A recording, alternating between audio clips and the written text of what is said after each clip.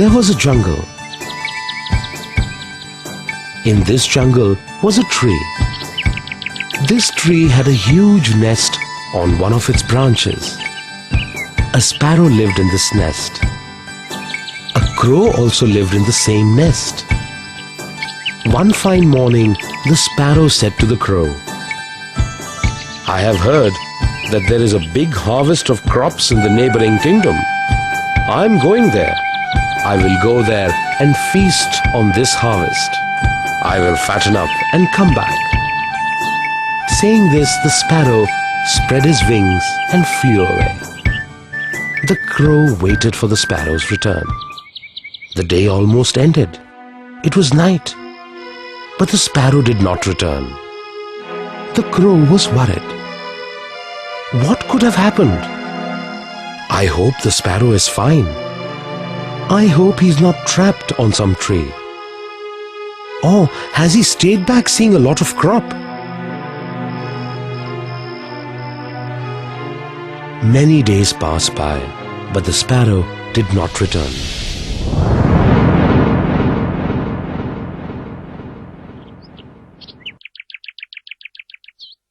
Finally, the crow gave up hope of the sparrow's return.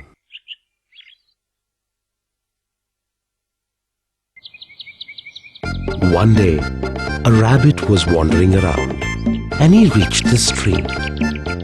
He saw a huge empty nest on the tree.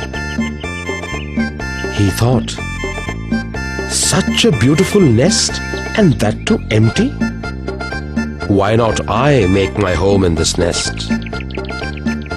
And the rabbit began living in that nest. As there was no hope of the sparrow's return, the crow allowed the rabbit to stay there.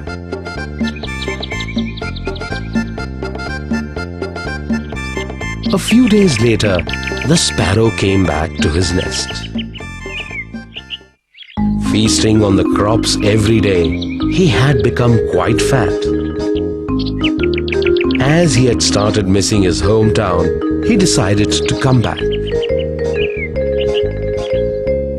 While the sparrow was entering his nest, he saw a white-colored rabbit with big ears and whiskers. The sparrow said, "Hey rabbit, this is my house. Leave it immediately." The rabbit said, "I've been staying here since many days. This is my house." The sparrow said, "Not at all. I have been staying here since ages. That is why this is my house." The rabbit raised his long ears and he said, "When it comes to animals and birds, till they are young, that place is considered as theirs. Therefore, now this house is mine." In this way, the rabbit and the sparrow's fight went on and on. They both kept arguing over their right on that house, but their fight did not end. Finally, the rabbit said, "Now we shall go to someone who believes in religion and can make a right decision for us. Once a just decision is made, the one who gets this nest will stay in it and the other will leave." The sparrow agreed to this. A tomcat was listening to the argument between the sparrow and the rabbit since quite a while. He immediately took the rosary in his hand and closed his eyes and started chanting loudly. "The world is full of evil.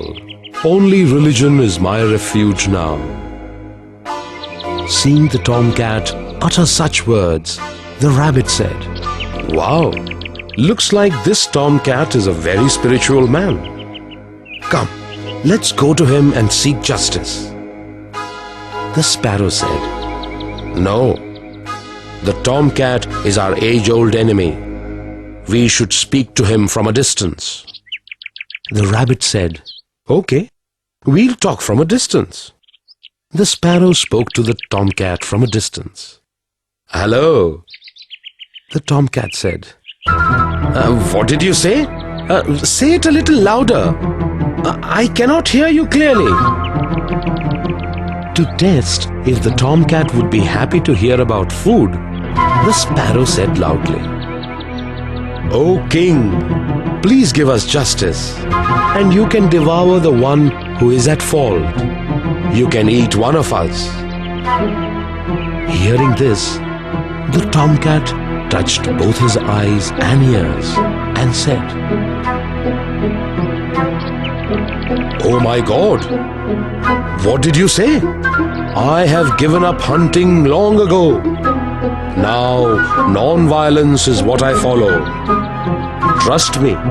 Come close and tell me everything clearly. Why did you both fight? Tell me everything from the beginning." The rabbit believed what the tomcat said. He went very close to the cat, but the sparrow was very clever. He stood a little away from him. The tomcat said, "Don't be afraid, O sparrow. I cannot hear very well. So come close and tell me everything clearly in my ears. I'll be able to hear clearly and also will be able to do justice." The rabbit went close to the tomcat and he narrated the entire story loudly into his ear. Seeing this, the sparrow also mustered up courage. He too went close to the tomcat, but before he could say anything, the tomcat's sharp claws fell on the tiny sparrow, and the rabbit's head was in the tomcat's mouth. This way, by killing the sparrow and the rabbit, the tomcat had a hearty meal. The tomcat then went and lay down peacefully in the empty nest in the trunk of the tree.